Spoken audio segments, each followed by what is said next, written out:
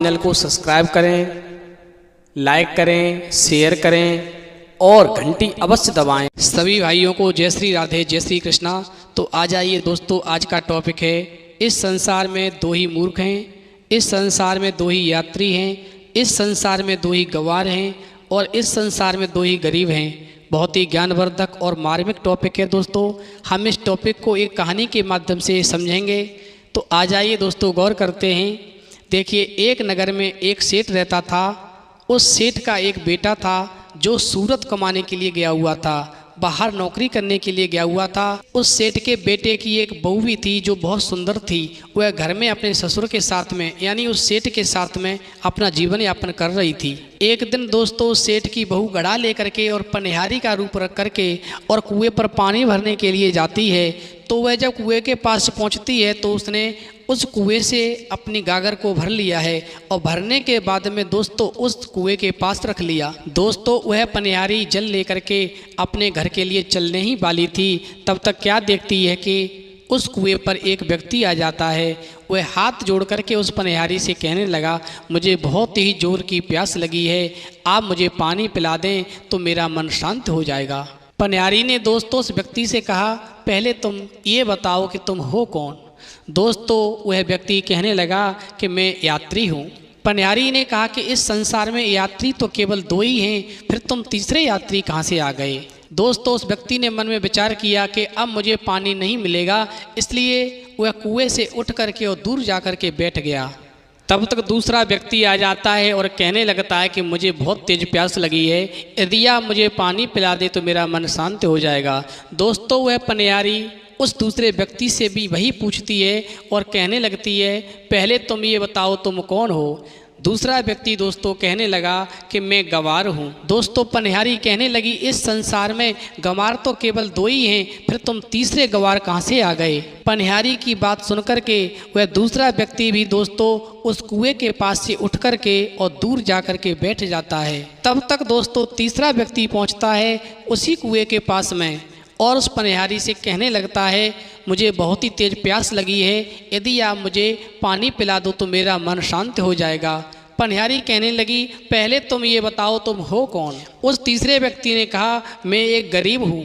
तो पनिहारी कहने लगी, इस संसार में गरीब तो केवल दो ही हैं, फिर तुम तीसरे गरीब कहाँ से आ गए। दोस्तों, पनिहारी की बात सुन करके वो तीसरा व्यक्ति भी प्यासा ही उस कुएं से दूर जा कर के बैठ जाता है। तब तक दोस्तों चौथा व्यक्ति आता है और कहने लगता है उस पनिहारी से, मुझे बहुत तेज प्यास लग रही है, बहुत ज़ोर की प्यास लग रही है, यदि आप मुझे पानी पिला दें तो मेरा मन शांत हो जाएगा।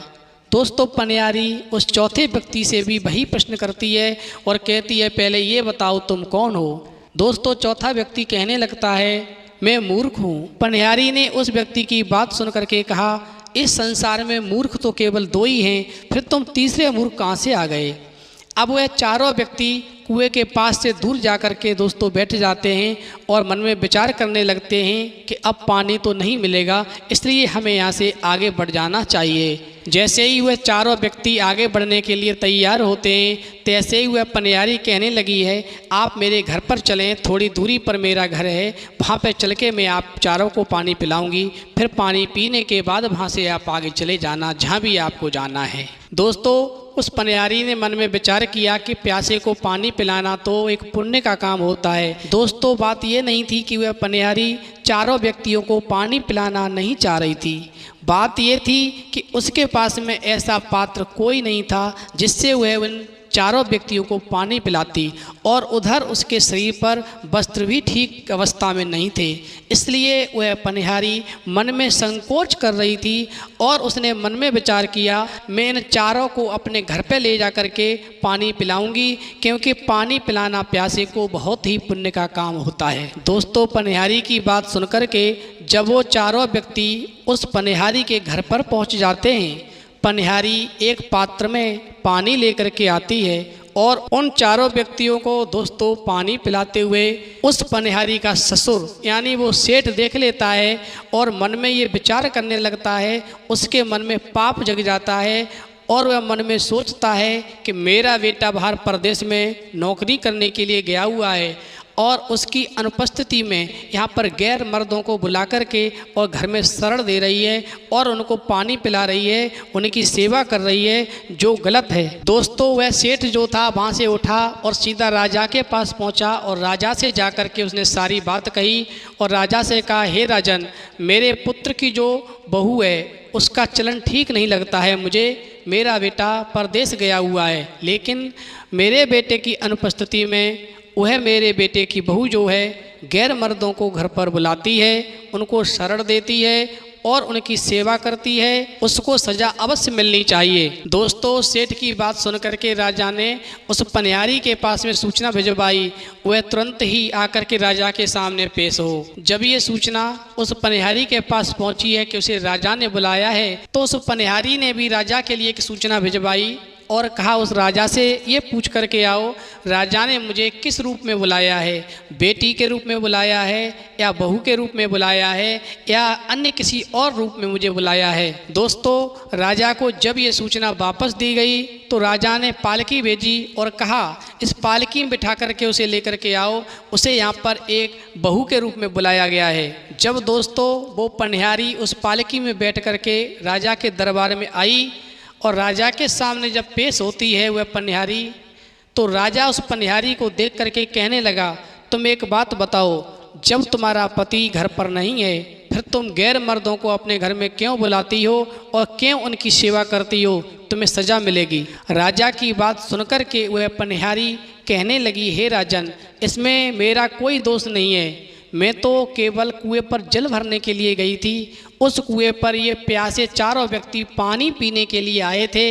इन्होंने मुझसे वहाँ पर पानी मांगा, लेकिन मेरे पास में ऐसा कोई पात्र नहीं था और मेरे शरीर पर ठीक वस्त्र भी नहीं थे, इसलिए मैं मन में संकोच कर रही थी और मैंने इनको बहकाने के लिए ऐसे प्रश्न किए जिनका ये उत्तर नहीं दे सके और ये प्यासे ही वहाँ से आगे बढ़ने लगे। तो मैंने मन में सोचा कि प्यासे को पानी पिलाना एक पुण्य का काम होता है, इसलिए मैंने इन चारों से ये कह दिया कि आप मेरे घर पर चलें और घर पर मैं आपको पानी पिलाऊंगी, फिर वहाँ से आप आगे निकल जाना। बस ये चारों मेरे घर पे आए और मैंने इनको पानी पिला दिया, इसमें मैंने क्या गलत किया। राजा कहने लगा, एक बात बताओ, तुमने इनसे ऐसे क्या प्रश्न किए जिनका उत्तर ये तुम्हें नहीं दे सके। तो वह पनिहारी कहने लगी, हे राजन, जब पहला व्यक्ति मेरे पास पानी पीने के लिए आया तो मैंने उससे पूछा कि तुम कौन हो, तो उसने मुझे जवाब दिया कि मैं मूर्ख हूँ। तो मैंने उससे ये कहा कि इस संसार में मूर्ख तो केवल दो ही हैं, फिर तुम तीसरे मूर्ख कहाँ से आ गए। इसी प्रकार जब दूसरा व्यक्ति मेरे पास आया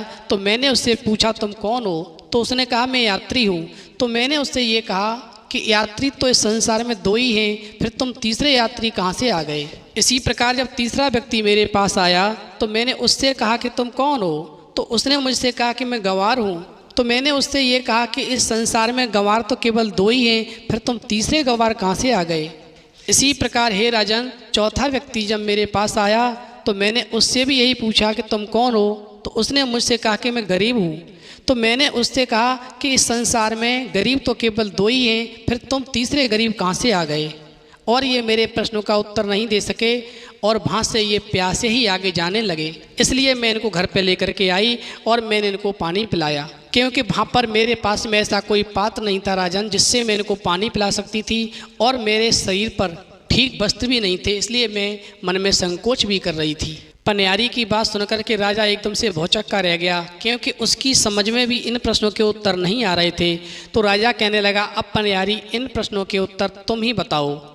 तो पनिहारी कहने लगी, राजन, मुझे आपने माफ़ कर दिया। यदि आप मुझे माफ़ करने की कह रहे हो, आप ये कह दो कि आपने मुझे माफ़ कर दिया, तो फिर मैं आपको उत्तर बताने के लिए तैयार हूँ। राजा कहने लगा, ठीक है, मैंने तुम्हें माफ़ कर दिया, अब मुझे उत्तर बताओ। राजा की बात से सहमत होकर के वह पनिहारी कहने लगी, हे राजन, इस संसार में यात्री तो केवल दो ही हैं, सूर्य और चंद्रमा, और इस संसार में गंवार भी दो ही हैं, भोजन और पानी, जो कि बिना किसी कारण पीछे पीछे घूमते रहते हैं। इस संसार में गरीब भी केवल दो ही हैं, बहू और गाय।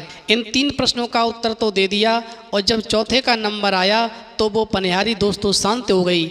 राजा ने उस पनिहारी से कहा कि चौथे प्रश्न का भी उत्तर बताओ, तुम शांत क्यों हो गई। तो वह पनिहारी कहने लगी, यदि महाराज आप मुझसे नाराज न हो तो मैं आपको चौथे प्रश्न का उत्तर बताने के लिए तैयार हूँ। राजा कहने लगा ठीक है, मैं तुमसे नाराज नहीं हूँगा, तुम चौथे प्रश्न का भी मुझे उत्तर बताओ। वह पनिहारी राजा की बात से सहमत होकर के कहने लगी, हे राजन, इस संसार में मूर्ख भी केवल दो ही हैं।